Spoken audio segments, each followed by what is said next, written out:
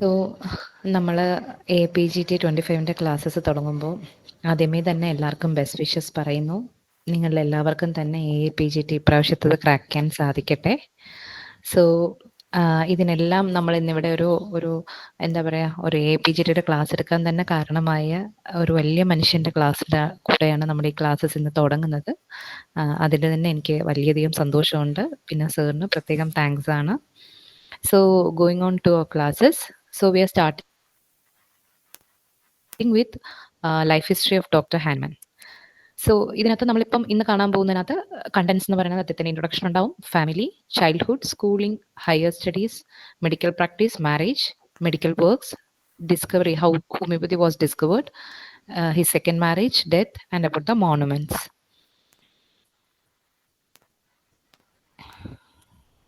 So starting with the family, അദ്ദേഹത്തിൻ്റെ grand ഫാദറിൻ്റെ പേര് doctor Christophe Hahnemann ആണ്. അദ്ദേഹത്തിൻ്റെ ഫുൾ നെയിം എന്ന് പറയുന്നത് ക്രിസ്ത്യൻ ഫ്രെഡറിക് സാമുവൽ ഹാനിമാൻ ആണ്. His father's name was Christian Gottfried Hahnemann and his mother was Johanna Christiana Spiess. So ഹാനിമാൻ്റെ ബർത്ത്ഡേയുടെ എപ്പോഴും ഒരു കൺഫ്യൂഷൻ നിൽക്കാറുണ്ട്. പലരും 10th April എന്ന് പറയും, ചിലവർ 11th April എന്ന് പറയും. കാരണം അദ്ദേഹം ജനിക്കുന്നത് 10th April 12 AM സോ അത് 10th 11th എന്നുള്ള കൺഫ്യൂഷൻസ് കാരണമാണ്. പക്ഷേ പൊതുവേ നമ്മളെല്ലാവരും പഠിക്കുന്നത് അല്ലെങ്കിൽ ഒരു കോച്ചിങ് എന്നുള്ള രീതിയിൽ വരുമ്പോഴത്തേക്ക്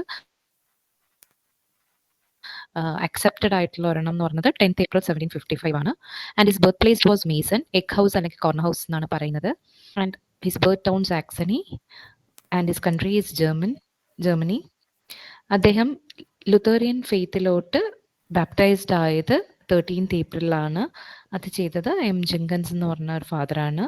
he was a third child of his parents. And എല്ലാവർക്കും അറിയാം അദ്ദേഹത്തിൻ്റെ ഡെത്ത് ഡേറ്റ് എന്ന് പറയുന്നത് 2nd July 1843 ആണ്. ഇതിൽ the things we have to keep in mind is that his birth date and his death date. ഇതായിരിക്കും പൊതുവേ നമ്മൾ ചോദിച്ച് കണ്ടുവന്നിട്ടുള്ളത്. But the trend has no changed. ഇപ്പോൾ നിങ്ങൾക്ക് ഇങ്ങനത്തെ ഡയറക്റ്റ് ക്വസ്റ്റ്യൻസ് ഒന്നും അവൈലബിൾ അല്ല. ആൻഡ് മോർ ഓവർ ഒത്തിരി റെപ്പറ്റേഷൻ ആയത് കാരണം അതൊക്കെ അധികം ചോദിക്കാറില്ല. But keep in mind. So this was the place where he lived. He was born his corner house. So this അദ്ദേഹത്തിൻ്റെ അച്ഛൻ ആ ഒരു ഹൗസ് വന്നിട്ട് മാസ്റ്റർ സ്മിത്ത് ലൂസിൽ നിന്ന് 437 thalers കൊടുത്തിട്ടാണ് വാങ്ങുന്നത്. And that was on 6th April 1753. And ഇതൊരു corner house എന്ന് പറയാനുള്ള കാരണം എന്ന് പറഞ്ഞാൽ 2 സ്ട്രീറ്റ്സിൻ്റെ ജംഗ്ഷനിലാണ് ആ ഒരു ഹൗസ് ഉണ്ടായിരുന്നത്, ന്യൂമാർക്ക് ആൻഡ് ഫ്ലഷ്ടെൻ്റെ. And about his father Christian Gottfried Hahnemann എന്ന് പറയുന്നത്, he was a painter to the king of Pol and to the prince of Saxony's porcelain factory. And he was also the author of a book named water colour painting. കൂടുതലും porcelain ഫാക്ടറിയിലായിരുന്നു അദ്ദേഹത്തിൻ്റെ father work ചെയ്തിരുന്നത്. So കുഞ്ഞുനാളിലെ തന്നെ അദ്ദേഹത്തിൻ്റെ father ഒരുപാട് advices അദ്ദേഹത്തിന് കൊടുക്കാറുണ്ടായിരുന്നു. അങ്ങനെയുള്ള മെയിൻ ആയിട്ടുള്ള നമ്മുടെ അഡ്വൈസസ് എന്ന് പറയുന്നത് to act and live without show or pretence, prove all things, hold fast to that which is good, and never be a passive listener or learner. ഇത് നിങ്ങൾക്കും ആപ്ലിക്കബിൾ ആണ്. APGT ക്ലാസ്സസ് വരുമ്പം നേരത്തെ കേട്ടതാണ് അല്ലെങ്കിൽ നേരത്തെ അറിയാം എന്ന് പറഞ്ഞ് പാസീവ് ലിസണിങ്ങിൽ ഇരിക്കരുത്, ശ്രദ്ധിക്കുക. And school days, so primary education എന്ന് പറഞ്ഞാൽ അദ്ദേഹത്തിൻ്റെ അച്ഛൻ അത്ര ഫിനാൻഷ്യൽ സപ്പോർട്ടൊന്നും ഇല്ലാതിരുന്ന ഒരു ടൈം ആയത് കാരണം, ഒരു ഹ്യൂജ് ഫാമിലിയെ റേസ് ചെയ്യാനുള്ളത് കാരണം അദ്ദേഹത്തിൻ്റെ പ്രൈമറി എഡ്യൂക്കേഷനൊക്കെ ശരിക്കും പറഞ്ഞാൽ ഒരു സ്കൂളിംഗ് എന്ന് പറഞ്ഞ സ്കൂളിൽ പോകുന്നത് തന്നെ 12 വയസ്സുള്ളപ്പോഴാണ്. സോ ഫസ്റ്റ് അദ്ദേഹത്തിൻ്റെ പാരൻസ് തന്നെയായിരുന്നു അദ്ദേഹത്തിൻ്റെ ടീച്ചർ. അതിൽ മെയിൻലി അദ്ദേഹത്തിൻ്റെ ഫാദർ 5 years ആയിരുന്നപ്പോൾ തന്നെ അദ്ദേഹത്തിന് തിങ്കിങ് ലെസൺസ് ഒക്കെ കൊടുക്കാറുണ്ട്. ഒരു പ്രോബ്ലം ഒക്കെ വന്നിട്ട് അദ്ദേഹത്തിന് ഒരു റൂമിൽ ലോക്ക് ചെയ്തിട്ട് ഈവനിങ് വരുമ്പോഴത്തേക്ക് അതിൻ്റെ ആൻസേഴ്സ് കിട്ടാൻ വേണ്ടി അദ്ദേഹത്തിന് ചിന്തിപ്പിക്കാറുണ്ടായിരുന്നു. So that was the thinking lessons which his father was giving him. And സ്വന്തമായിട്ട് തന്നെ പഠിക്കാനായിട്ട് അദ്ദേഹം ഒരു ലാമ്പ് ഓഫ് ക്ലേ ഒക്കെ ഉണ്ടാക്കിയിട്ടുണ്ടായിരുന്നു. സോ സ്കൂളിംഗ് എന്ന് പറയുമ്പം അദ്ദേഹത്തിന് 2 സ്കൂളിംഗ് ഉണ്ടായിരുന്നു. ഫസ്റ്റ് 12 years ഓഫ് ഏജിൽ 1767 അദ്ദേഹം town lateral school, otherwise known as Franciscaneum, ആ ഒരു സ്കൂളിൽ അദ്ദേഹം പഠിക്കുന്നുണ്ടായിരുന്നു. ആൻഡ് അവിടെ വെച്ചിട്ടാണ് റെക്ടർ മജസ്റ്റർ മുള്ളറിൻ്റെ അവിടുത്തെ ഹെഡ് മാസ്റ്റർ എന്നാണ് ഈ റെക്ടർ എന്ന് പറഞ്ഞ് ഉദ്ദേശിക്കുന്നത്. അദ്ദേഹത്തിൻ്റെ ഫേവറേറ്റ് പ്യൂപ്പിളായിട്ട് ഹാനുമാൻ മാറുകയായിരുന്നു. And next from 1770 that was ഒരു 15 വയസ്സുള്ളപ്പം അദ്ദേഹത്തിൻ്റെ പാരൻസ് അദ്ദേഹത്തിന് പ്രിൻസ് ഗ്രാമർ സ്കൂളിലോട്ട് പിന്നെ മാറ്റുകയുണ്ടായി. സോ ഈ പ്രിൻസ് സ്കൂളിൻ്റെ കാര്യം പറയുമ്പോഴത്തേക്ക് ഇദ്ദേഹം 1770യിലാണ് പ്രിൻസ് സ്കൂളിൽ അഡ്മിഷൻ എടുക്കുന്നത്. പ്രിൻസ് സ്കൂളിൻ്റെ മോട്ടോ എന്ന് പറയുന്നത് ഓഡെ സാപ്രെ ആയിരുന്നു, which means dare to be wise. And ആ ഒരു സ്കൂളിൽ അദ്ദേഹത്തിൻ്റെ സീനിയർ പീപ്പിളായിട്ട് പഠിച്ച ആളായിരുന്നു പോയറ്റ് ഗെല്ലേർട്ട് എന്ന് പറഞ്ഞത്. ഗെല്ലേർട്ടിൻ്റെ 4 ലൈൻ പോയമാണ് അദ്ദേഹം നമ്മുടെ ഓർഗനോണിൻ്റെ ഫസ്റ്റ് എഡിഷനിൽ മെയിനിൽ 4 വരി പോയമായിട്ട് വെച്ചിട്ടുണ്ടായിരുന്നത്. And he left the prince school in 1775 after submitting the dissertation in Latin. അപ്പം ഒരു ഡെസേർട്ടേഷൻ സബ്മിറ്റ് ചെയ്ത് ലാറ്റിൻ ഡെസേർട്ടേഷൻ സബ്മിറ്റ് ചെയ്തതിന് ശേഷമാണ് അദ്ദേഹം 1775 അദ്ദേഹത്തിൻ്റെ ആ ഒരു സ്കൂളിംഗ് കഴിഞ്ഞിട്ട് ഹയർ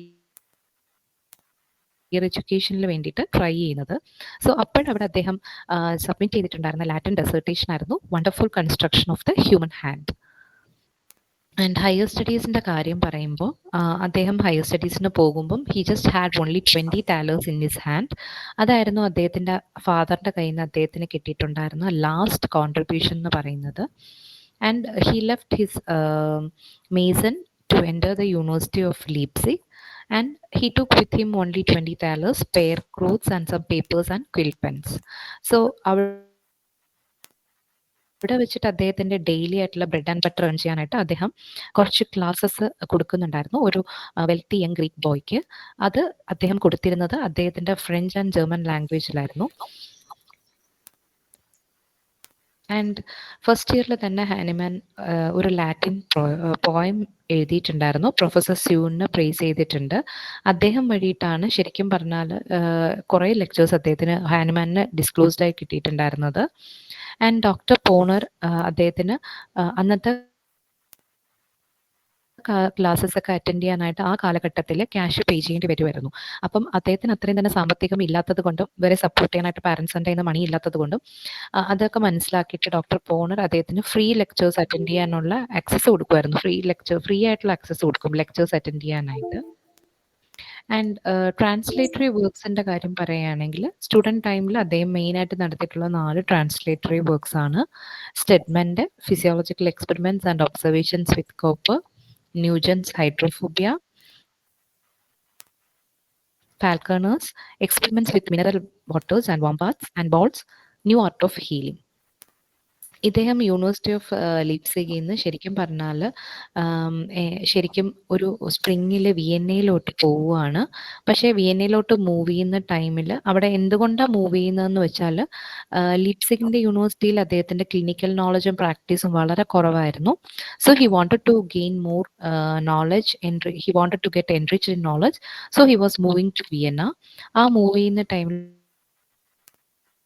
അദ്ദേഹത്തിൻ്റെ കയ്യിൽ നിന്നിട്ടുള്ള 68 ഫ്ലോറിൻസ് ആൻഡ് 12 ക്രൂസേഴ്സ് നഷ്ടപ്പെട്ടു പോയി. And someone dropped it. So അങ്ങനെ ഒരു ഇൻസിഡൻറ്റ് ഉണ്ടാകുന്നുണ്ട്. ഈ വിയന്നയിലും അദ്ദേഹം ഒരു സെമസ്റ്ററോളം പഠിക്കുന്നുണ്ട്. എന്നിട്ട് അവിടെ അദ്ദേഹം ജോയിൻ ചെയ്യുന്നത് ഹോസ്പിറ്റൽ ഓഫ് ബ്രദേഴ്സ് ഓഫ് മേഴ്സിയാണ്. അവിടെ ഡോക്ടർ വോൺ കോറിനായിരുന്നു മെയിൻ ആയിട്ടുള്ള physician. He was also physician in ordinary to empress Maria Theresa. അവിടെ ഡോക്ടർ വോൺ കോറിൻ്റെ ഫേവറേറ്റ് പീപ്പിളായിട്ട് ഹാനിമാൻ മാറുകയാണ്. നമ്മൾ ഈ റൗണ്ട്സ് ഒക്കെ പോകുന്നത് പോലെ പോകുമ്പം സാധാരണ വോൺ കോറിൻ എന്ന് പറയുന്ന അദ്ദേഹം വേറെ ആരെയും കൂട്ടാറില്ല. ബട്ട് ഹാനിമാന് വന്നിട്ട് ആ ഒരു എക്സ്ട്രാ അഡ്വാൻറ്റേജ് കിട്ടുകയാണ്. അദ്ദേഹം പോകുന്ന കേസസിൻ്റെ അടുത്തോട്ടൊക്കെ ഹാനിമാനെ കൊണ്ടുപോകുമായിരുന്നു. ആൻഡ് നെക്സ്റ്റ് ഈസ് ഇത് governor of Transylvania Baron von Brukenthal Hahnemann ഹെർമാൻസ്റ്റഡിലോട്ട് ഇൻവൈറ്റ് ചെയ്യുന്നുണ്ട്. ഇദ്ദേഹത്തിൻ്റെ കയ്യിൽ അവിടെ സർവൈവ് ചെയ്യാനുള്ള മണിയൊക്കെ വളരെ കുറവാണെന്നൊക്കെ അറിയിക്കുമ്പോഴത്തേക്ക് ഡോക്ടർ വോൺ കോറിനാണ് അദ്ദേഹത്തിന് ബാരൻ വോൺ ബ്യൂക്കന്തലിൻ്റെ അടുത്തോട്ട് ശരിക്കും പറഞ്ഞാൽ റെഫർ ചെയ്യുന്നത്. അങ്ങനെ അദ്ദേഹത്തിൻ്റെ ഒരു ഫാമിലി ഫിസീഷ്യനായിട്ടും കസ്റ്റോഡിയൻ, അദ്ദേഹത്തിൻ്റെ ലൈബ്രറിയുടെ കസ്റ്റോഡിയനായിട്ടും ഹാനിമാൻ ജോയിൻ ചെയ്യുകയാണ്. ആൻഡ് ആ ഒരു ലൈബ്രറിയിൽ നിന്നാണ് ഹാനിമാൻ ഒരുപാട് ലാംഗ്വേജസ് ലേൺ ചെയ്യുന്നത്. അദ്ദേഹത്തിൻ്റെ കോയിൻ കളക്ഷൻസിൻ്റെ ഒക്കെ അറേഞ്ച്മെൻറ്റ്സ് ഒക്കെ മനസ്സിലാക്കുന്നുണ്ട്. And he's acquiring extensive knowledge about ancient culture and occult sciences. And he was practising medicine in that place Hermannstadt for 1 year and 9 months. So at the age of 22 years അദ്ദേഹം Hermannstadt അവിടെ നിന്ന് മാറുമ്പോഴത്തേക്ക് അദ്ദേഹത്തിന് ശരിക്കും പറഞ്ഞാൽ ഒത്തിരി ലാംഗ്വേജസിന്റെ mastery കിട്ടിയിട്ടുണ്ടായിരുന്നു. Greek, Latin, English, Italian, Hebrew, Syriac, Arabic, Spanish, German, Chaldaic. And next is അദ്ദേഹം ആ ഒരു യൂണിവേഴ്സിറ്റി ഓഫ് ലീപ്സിഗിൽ നിന്ന് വിയന്നെ പോയി. വിയന്നയിൽ നിന്ന് അടുത്ത് പോകുന്നത് എർലാംഗൻ യൂണിവേഴ്സിറ്റിയിലോട്ടാണ്. അപ്പം പൊതുവേ ഇങ്ങനെ നമ്മൾ വായിക്കുമ്പം നമുക്ക് അദ്ദേഹത്തിൻ്റെ ലൈഫ് ഹിസ്റ്ററിയുടെ ഇത് വായിക്കുമ്പോൾ മനസ്സിലാകുന്നത് അദ്ദേഹം എർലാംഗൻ യൂണിവേഴ്സിറ്റി ചൂസ് ചെയ്യുന്ന ഒരു റീസൺ എന്ന് പറഞ്ഞാൽ അവിടുത്തെ ഫീസ് വന്നിട്ട് വളരെ ലെസ് ആയിരുന്നു ലീപ്സിക് കമ്പയർ ചെയ്യുമ്പം എന്ന് പറയുന്നുണ്ട്. And so he is getting a degree of doctor of medicine on 10th August 1779. And അവിടെ അദ്ദേഹം സബ്മിറ്റ് ചെയ്യുന്ന ഒരു തീസീസ് ഉണ്ട്, a view on the etiology and therapeutics of spasmodic affections. And അതൊരു 20 പേജുള്ള ഒരു ബുക്കായിരുന്നു. And he was very grateful to privy councillor Delius and councillors so and so name persons. And ഹോഫ്രസ് ഷബ്രാണ് അദ്ദേഹത്തിനെ പഠിപ്പിക്കുന്നത്, അദ്ദേഹം ബോട്ടണിയിൽ ലാക്കാവുന്ന കാര്യങ്ങളൊക്കെ. ആൻഡ് അദ്ദേഹത്തിന്റെ നമ്മൾ നേരത്തെ കണ്ട സ്ലൈഡിൽ തന്നെയാണ് നേരത്തെ പറഞ്ഞത്. അദ്ദേഹത്തിന്റെ തീസീസ് എന്ന് പറയുന്നത് ഇംഗ്ലീഷിൽ വരുമ്പം a view on the etiology and therapeutics of spasmodic affections. അതേ തന്നെ ലാറ്റിനിൽ വരുമ്പം ഈ ഒരു ടേമാണ് വരുന്നത്, കോൺസ്പെക്ടസ് അഫക്റ്റം സ്പാസ്മോഡിക്കോറും അറ്റിയോളജിക്കസ് എറ്റ് തെറാപ്യൂട്ടിക്സ് എന്നുള്ളതാണ്. And the same MD degree he was getting awarded in 10th August. So he was completing his higher studies by studying in 3 universities. The first one is in 1775, the University of Leipzig, from where he is moving to University of Vienna in 1777. And then he is at last completing his higher studies and submitting his thesis in Erlangen University in 1779. So ഈ MD degree award ചെയ്യുന്ന date, the university, it is very important. And his first medical practice, it is in Hedsted. So ഹെഡ്സ്റ്റഡിലാണ് Hahnemann first medical practice ചെയ്യുന്നത്. And that was an important copper mining centre. And അവിടെ അദ്ദേഹത്തിന് മെറ്റലർജിയിലുള്ള interest ഒക്കെ grow ചെയ്യുകയാണ്. അദ്ദേഹം Krebs medical ഒബ്സർവേഷൻസിൽ അദ്ദേഹത്തിൻ്റെതായിട്ടുള്ള നോട്ട്സ് ഒക്കെ എഴുതുന്നുണ്ട്. And then he is going to Dessau and Gommern. ഡെസാവുവിൽ അദ്ദേഹം ഓരോ 9 months ഹെഡ്സ്റ്റഡിൽ റിമെയിൻ ചെയ്തിട്ടാണ് പോകുന്നത്. അവിടെ ഒരു പ്രാക്ടിക്കൽ ഫാർമസ്യൂട്ടിക്കൽ ട്രെയിനിങ് ഒക്കെ അദ്ദേഹം എടുക്കുന്നുണ്ട്, മോറൻ അപ്പോത്തെക് അല്ലെങ്കിൽ മൂർ ഫാർമസിയിൽ. And he comes in contact with Haseler's pharmacy and he is getting acquainted with step daughter Johanna Henrika Kuchler. അവിടെ വെച്ചാണ് അദ്ദേഹത്തിന്റെ ഫസ്റ്റ് ലൈഫ് പാർട്ട്ണറിനെ അദ്ദേഹം കണ്ടുമുട്ടുന്നത്. And he use to write poems in German language to Alice. ആൻഡ് നമ്മൾ അദ്ദേഹം first practice ചെയ്യുന്നത് 1779 ഹെഡ്സ്റ്റഡിൽ എന്നാണ് പറഞ്ഞിട്ടുള്ളത്. So he is getting a medical officer post of health in Gommern in 1781. So 2 years in gap കഴിഞ്ഞിട്ടാണ് അദ്ദേഹം ഒരു മെഡിക്കൽ ഓഫീസറായിട്ട് വരുന്നത്. And please keep in mind the year and the place where he is getting posted as medical officer of health. ഗോമോണും 1780 എന്നുള്ളതും നിങ്ങളുടെ മനസ്സിലുണ്ടാവണം. So on 17th November 1782 അദ്ദേഹം ശരിക്കും പറഞ്ഞാൽ 27 years ഉള്ള ഡോക്ടർ ഹാനിമാൻ 19 years ഉള്ള ജോഹന്ന ലിയോപോൾഡിൻ ഹെൻറിറ്റി കുച്ച്ലറിനെ marry ചെയ്യുന്നുണ്ട്. And it was in Saint John church of Dessau. ഇപ്പൊ ഡെസാവുലെ ചേർച്ചിലാണ് മാരേജ് നടക്കുന്നത്. And he has got 11 children and this is his family tree. ഇവിടെ ഇത്രയും കുട്ടികൾ പറയുന്നുണ്ട്. ഇതിൽ ട്വിൻസ് ആയിട്ട് ബോൺ ആവുന്നത് ഫെഡറിക്കയോടൊപ്പം സ്റ്റിൽ ബോൺ ആയിട്ടുള്ള ഒരു ചൈൽഡും കൂടെ വരുമ്പോൾ 1795 and these are all his children, 11 children. അതിൽ his favourite daughter was Amelie. So regarding first medical work, ഹാനിമാൻ്റെ ഫസ്റ്റ് മെഡിക്കൽ വർക്ക് എന്ന് പറയുന്നത് 1784 directions for curing old sores and intolerant ulcers ആണ്.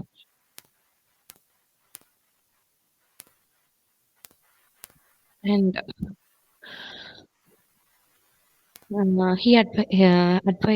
the John Aristophanes Edelang എന്ന് പറയുന്നത് ഒരു electoral ലൈബ്രറിയുടെ superintendent ആയിരുന്നു. He advised on reference books and that belong to Dresden library.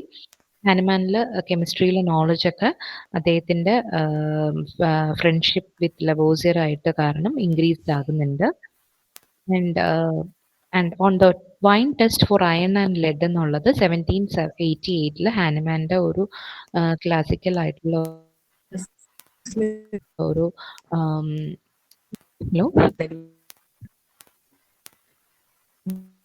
Hello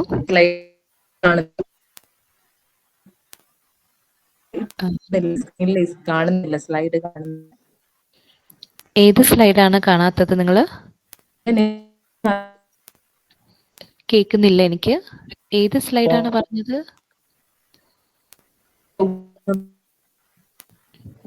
Anees ഡോക്ടറെ ക്ലിയർ ആകുന്നില്ല. സ്ലൈഡ് ഇടയ്ക്ക് മൂവ് ചെയ്തില്ലായിരുന്നാണോ? സർ ഒരു സ്ലൈഡും കാണുന്നില്ല. ഇല്ല, സ്ലൈഡ് കാണുന്നുണ്ടോ? ഞാൻ ചോദിക്കുന്ന ഇടയ്ക്ക് ഇനി മൂവ് ആവാതെ അങ്ങനെ വന്നതാണോ? ഞാൻ കണ്ടില്ലായിരുന്നു, ഞാൻ കേൾക്കുന്നേ ഉള്ളായിരുന്നു. ഒന്ന് കൺഫേം ചെയ്യാവോ സർ? അത് ഇപ്പൊ മെഡിക്കൽ വർക്ക് എന്ന് പറയുന്ന ഹെഡിങ് ഉള്ള സ്ലൈഡാണ് കിടക്കുന്നത്.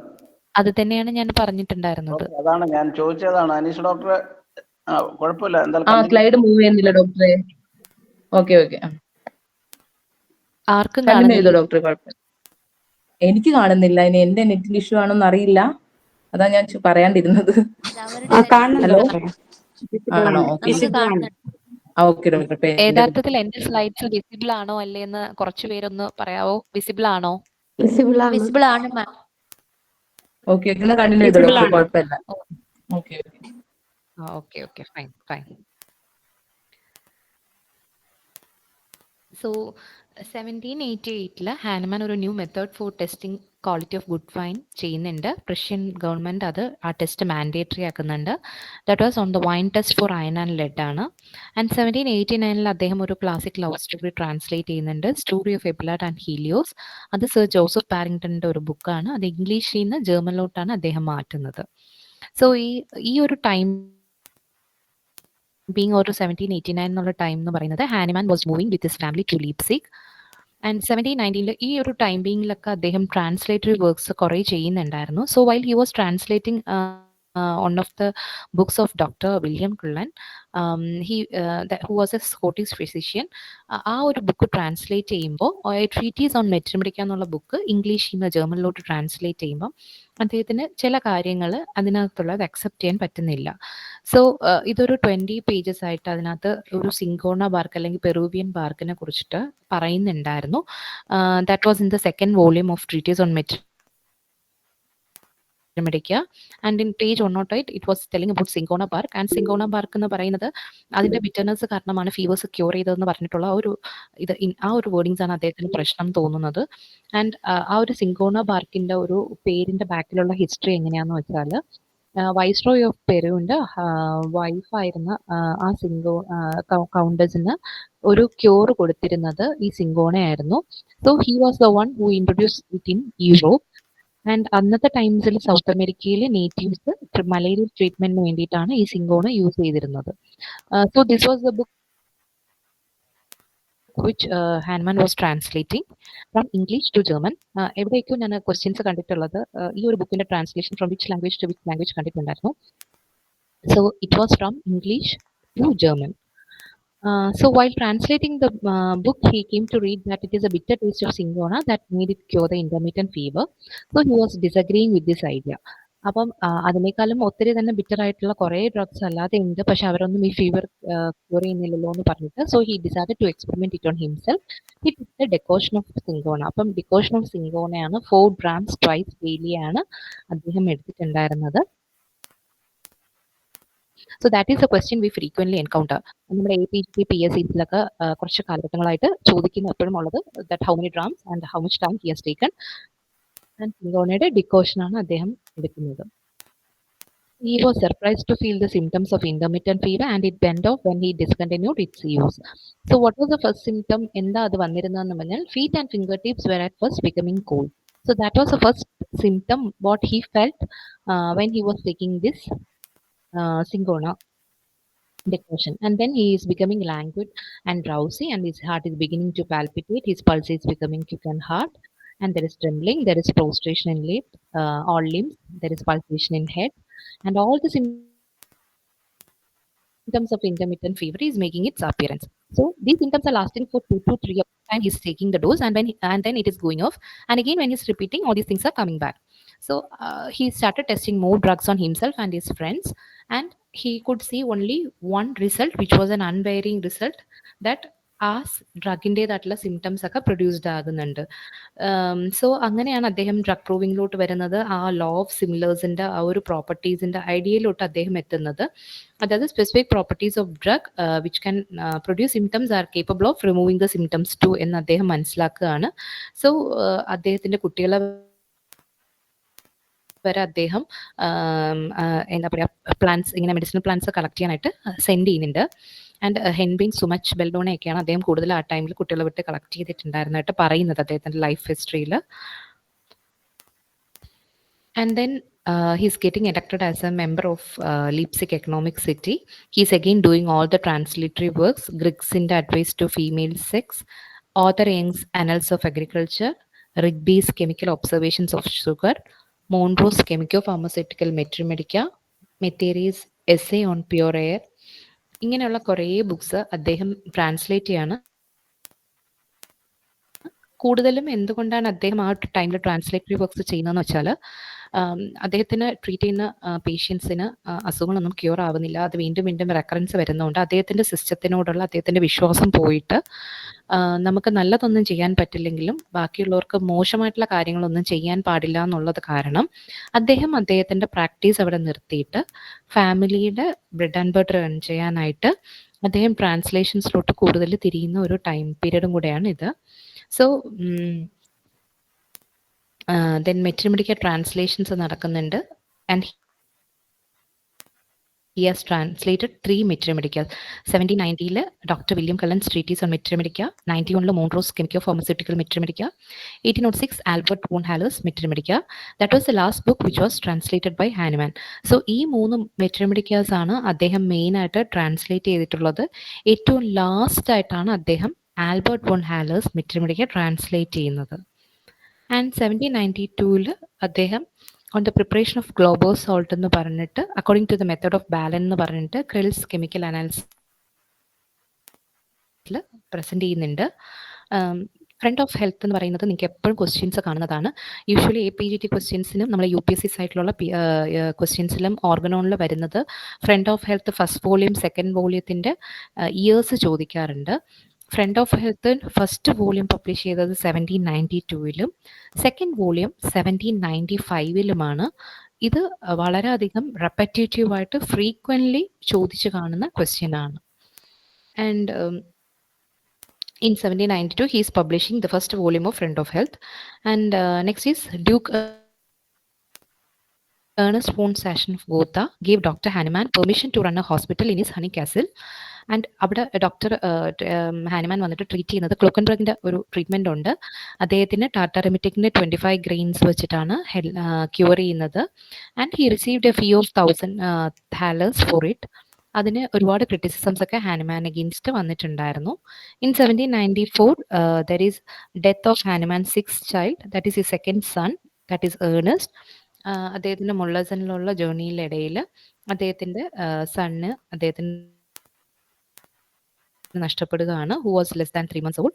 ആൻഡ് ആൽട്ടോണയിൽ സെറ്റിൽഡ് ആയിരിക്കുമ്പോഴത്തേക്ക് doctor Hahnemann is treating another mental patient other than Klockenbring. And അത് ജോഹൻ കാൾ വീസലായിരുന്നു, ഒരു ഓസ്ട്രിയൻ ഡയമാറ്റിസ്റ്റ് ആയിരുന്നു.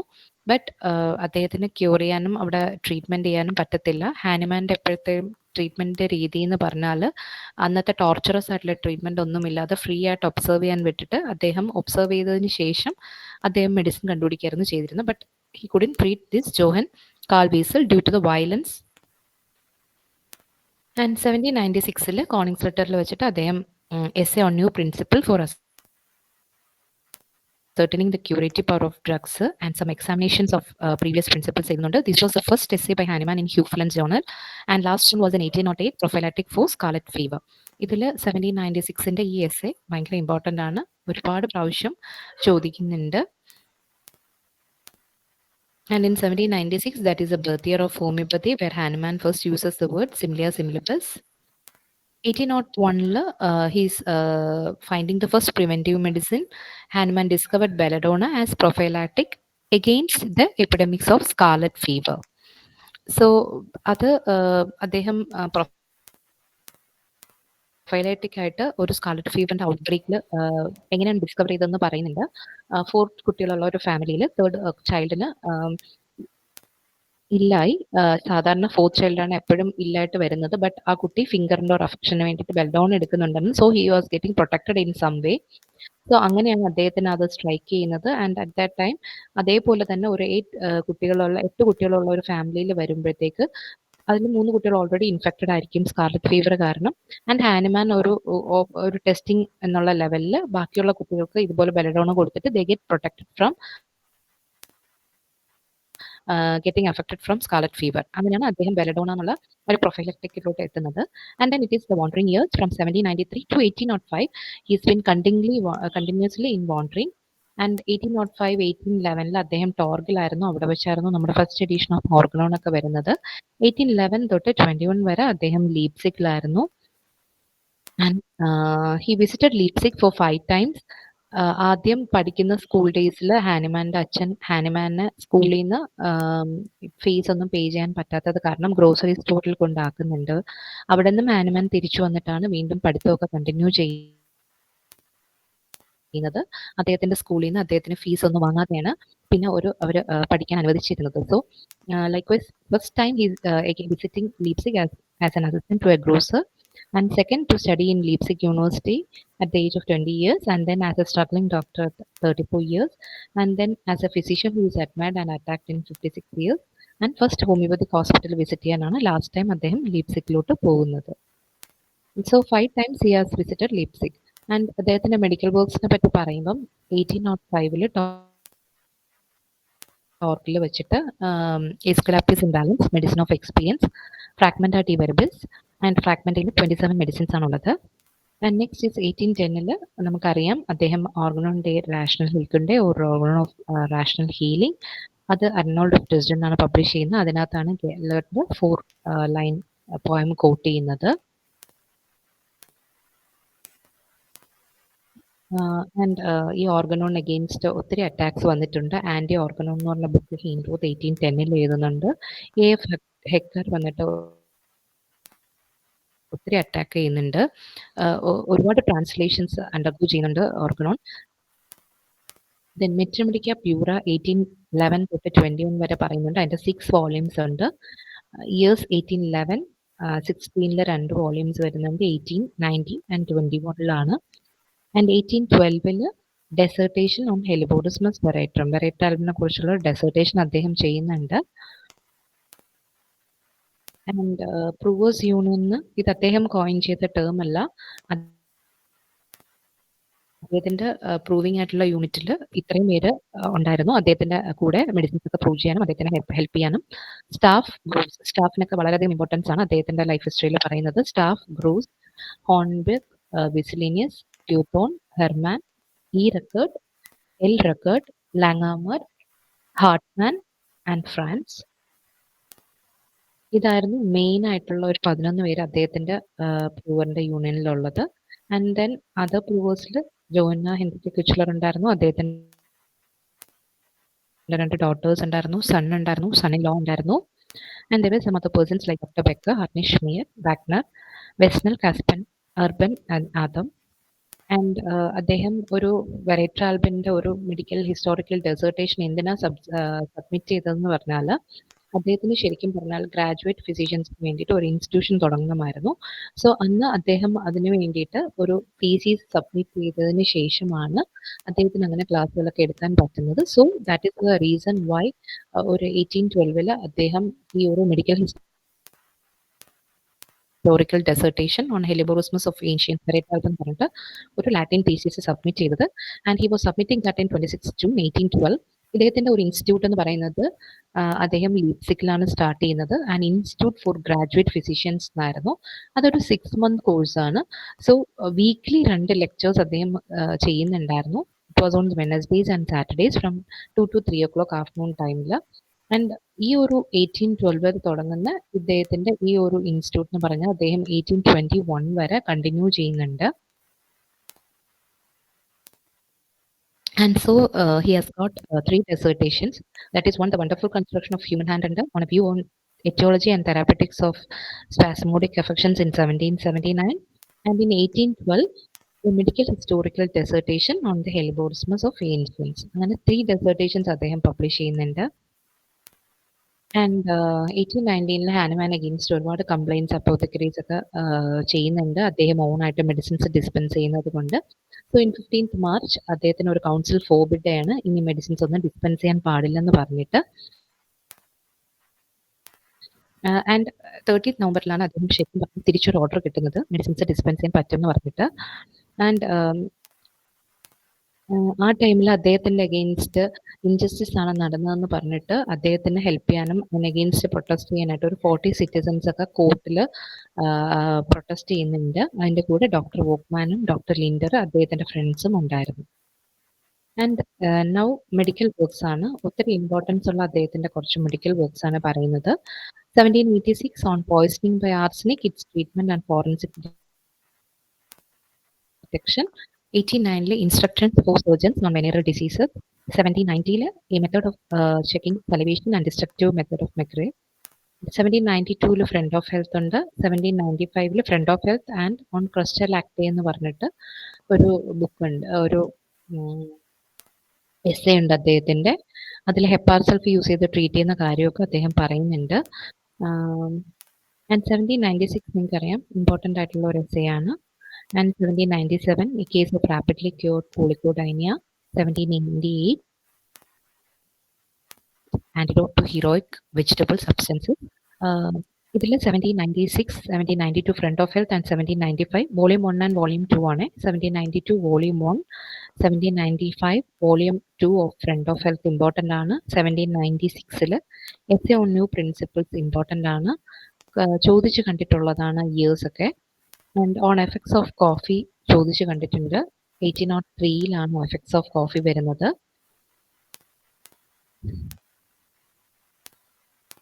ആൻഡ് 1806 ഓൺ ദ സബ്സ്റ്റിറ്റ്യൂട്ട്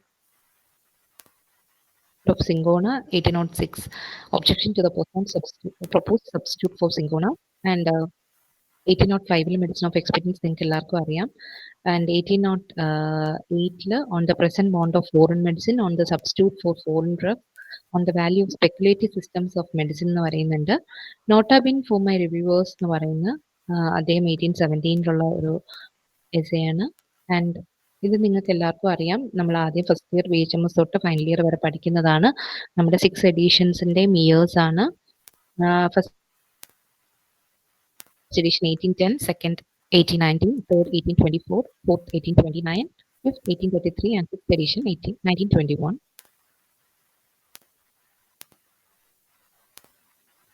ഇതിൽ ഓൺ ദ അൺചാരിറ്റബിൾനെസ് ടുവേർഡ്സ് സൂയിസൈഡ്സ് എന്ന് പറഞ്ഞ 1819 ഒന്ന് നിങ്ങൾ നോട്ട് ചെയ്യണം. ഞാൻ എവിടെയോ ഒരു ക്വസ്റ്റ്യൻ കണ്ടിട്ടുണ്ട്, ആ ഇയർ ആയിരുന്നു ചോദിച്ചിട്ടുണ്ടായിരുന്നത്. In 1822, Hahnemann buys a 2-storied house in Boden, and അതിനെയാണ് ഇപ്പോൾ ഹാനുമാൻ മ്യൂസിയം ആയിട്ട് യൂസ് ചെയ്യുന്നത്. Hahnemann is becoming a Hofrath on 13th May 1822.